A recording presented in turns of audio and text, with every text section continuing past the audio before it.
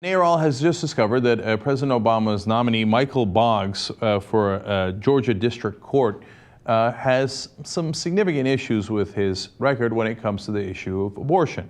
Now, everybody knows that he is pro-life and that he is a very stringent right-winger. Now, it's kind of weird that President Obama nominated him, right?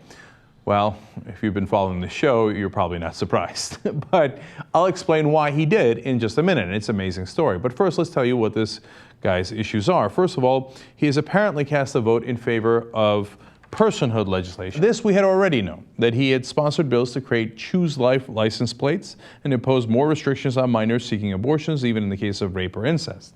He'd voted to keep the Confederate insignia on the Georgia state flag. Remember, President Obama nominated him, okay?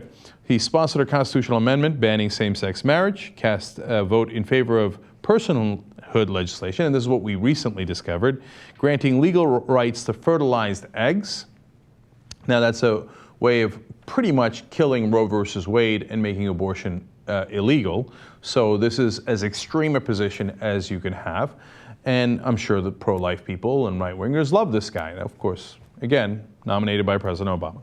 He was in favor of a bill requiring abortion providers to put detailed information on the internet. And that, of course, is troubling because of how much it can intimidate abortion providers. Now, of course, they've suffered a lot of violence, so basically putting up their info on there might not be a great idea. And he voted for legislation requiring doctors to list how often they provided abortion services, which also goes to agitate people. Remember when Bill O'Reilly kept talking about how Dr. Tiller was Tiller the baby killer? Lo and behold, someone shot Dr. Tiller and killed him.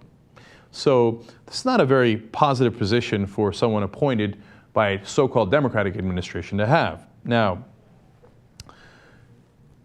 why is he doing this? Why is President Obama nominating? Well, it turns out there's this thing called blue slipping. And when you are appointing judges at this level, the federal district level, and it's not necessarily as much for the appeals court judges or the Supreme Court, it's not the case at all, but for district court judges, you're supposed to politely ask the home state senators, hey, what do you think about my nominees?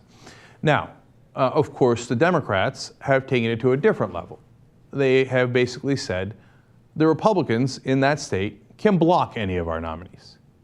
Now, you have to understand how mental this is, because this is not a rule in the Constitution. This is not a rule even in the Senate. It's not a rule at all. It's a tradition of politeness. Now, of course, first question I had was, were the Republicans as polite when George Bush was in office? Because I don't remember George Bush putting on a lot of liberals in federal judge positions. Well, it turns out, no. I know, this is shocking. Turns out they were not as polite. And Orrin Hatch, when he led that Judiciary Committee, said, no, even if both of the senators from that state want to block this nominee, as long as the president consults with them, in other words, says, hey, how you doing, guys? Yeah, I'm going to appoint that guy. Oh, you don't like it? Sad day for you. As long as he consults with them, he can appoint anyone he likes. So the Republicans didn't do this at all. They put all conservatives on the bench. Now, and this is actually less of President Obama's problem, although if I was President Obama, I would regulate on this, right? But of course, he doesn't mind at all.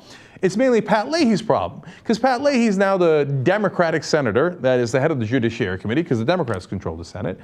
And he says, no, I must respect my fellow Republican senators, and I will allow them to determine who will be the judges in their states at the federal level.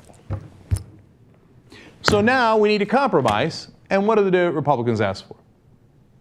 You would think, well, maybe they'll ask for, like, if you're going to appoint 6 judges, and by the way, in Georgia, they need to fill 6 vacant seats.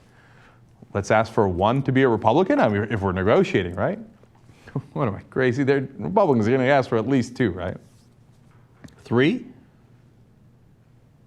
Well, first of all, Catherine Rumler for the administration says, do we work with Republican senators to find a compromise, or should we leave the seats vacant?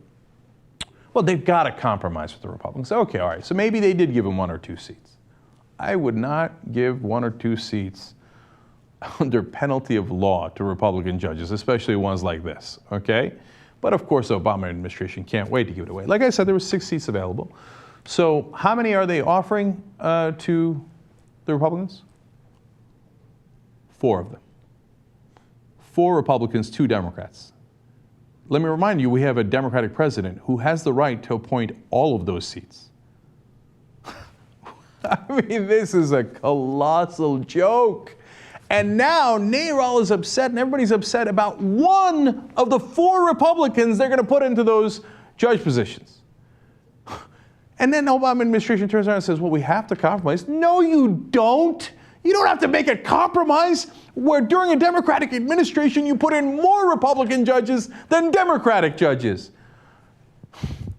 If this does not show you the degree of weakness or, in reality, the degree to which they are complicit, I don't know what will. When are you going to get it through your head, man? Democrats don't mind when Republicans win. They love it when Republicans win. Who else would give them 4 out of the 6 seats? Why on earth would you do that?